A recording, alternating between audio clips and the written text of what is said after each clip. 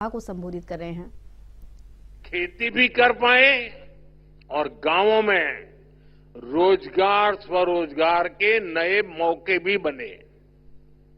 इसी सोच के साथ पीएम किसान सम्मान निधि से किसानों को करीब 3 लाख करोड़ रुपए की आर्थिक मदद दी गई है।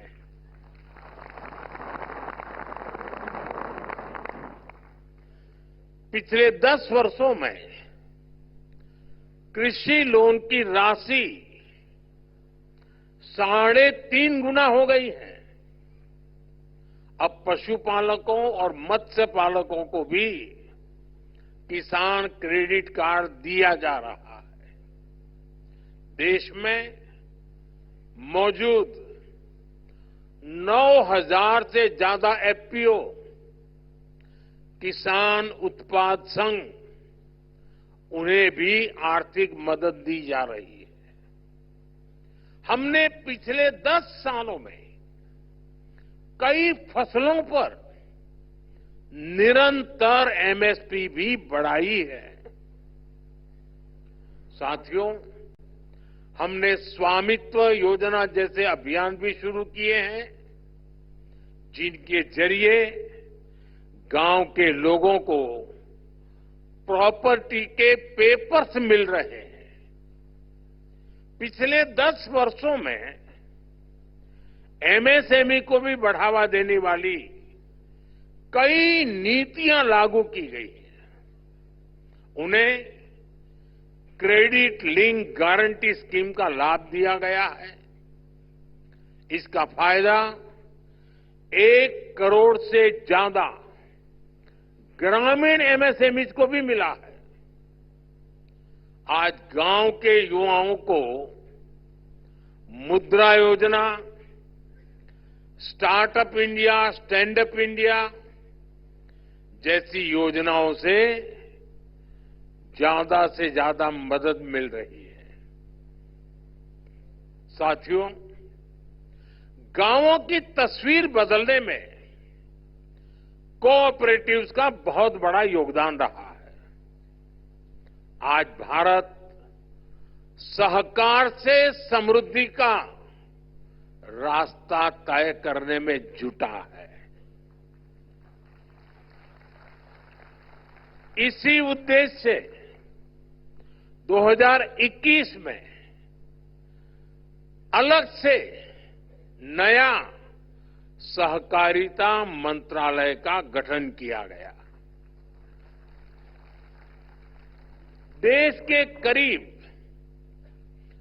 70,000 पैक्स को कंप्यूटराइज भी किया जा रहा है।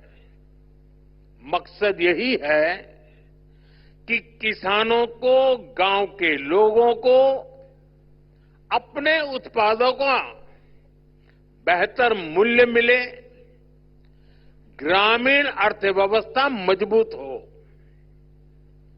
साथियों,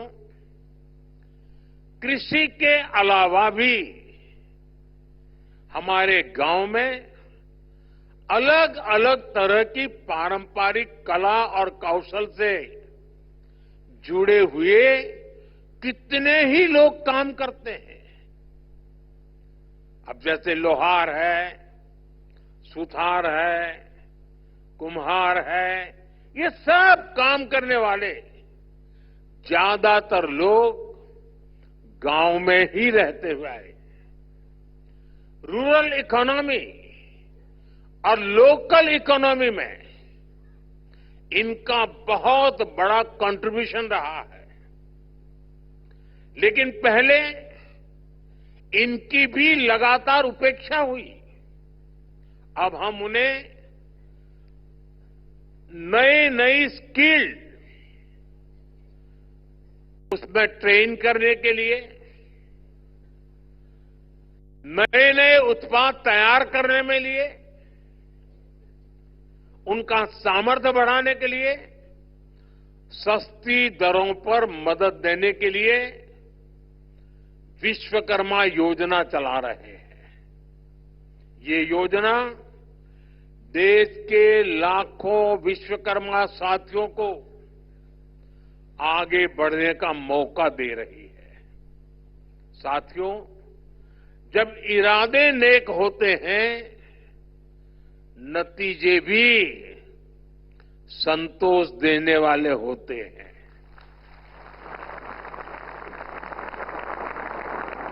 बीते 10 वर्षों की मेहनत का परिणाम देश को मिलने लगा है।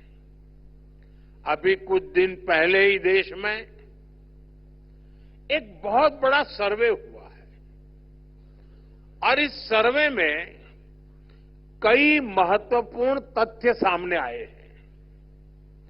साल 2011 की तुलना में अब ग्रामीण भारत में कंजम्पशन, खपत, यानी कि गांव के लोगों की खरीद शक्ति पहले से लगभग 3 गुना बढ़ गई है। यानी गांव के लोग अपने पसंद की चीजें खरीदने में पहले से ज्यादा खर्च कर रहे हैं। पहले स्थिति ये थी कि गांव के लोगों को अपनी कमाई का 50% से ज्यादा हिस्सा, आधे से भी ज्यादा हिस्सा खाने पीने पर खर्च करना पड़ता था। लेकिन आजादी के बाद पहली बार ऐसा हुआ है कि ग्रामीण इलाकों में भी खाने पीने का खर्च 50% से कम हुआ है और जीवन की चीजें खरीदने की तरफ खर्चा बढ़ा है।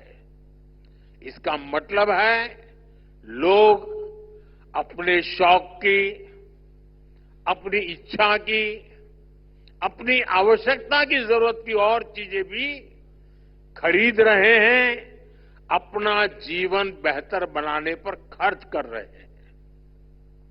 साथियों, इसी सर्वे में एक और बड़ी अहम बात सामने आई है। सर्वे के अनुसार शहर और गांव में होने वाली खपत का अंतर कम हुआ है। पहले शहर का एक प्रति परिवार जितना खर्च करके खरीद करता था और गांव का व्यक्ति जो करता था, बहुत फासला था। अब धीरे धीरे गांव वाला भी शहर वालों की बराबरी करने में लग गया है। हमारे निरंतर प्रयासों से अब गांव और शहरों का ये अंतर भी कम हो जा रहा है। ग्रामीण भारत में सफलता की ऐसी अनेक गाथाएं हैं जो हमें प्रेरित करती है। साथियों, आज जब मैं इन सफलताओं को देखता हूं तो ये भी सोचता हूं कि ये सारे काम पहले की सरकारों के समय भी तो हो सकते थे। मोदी का इंतजार करना पड़ा क्या?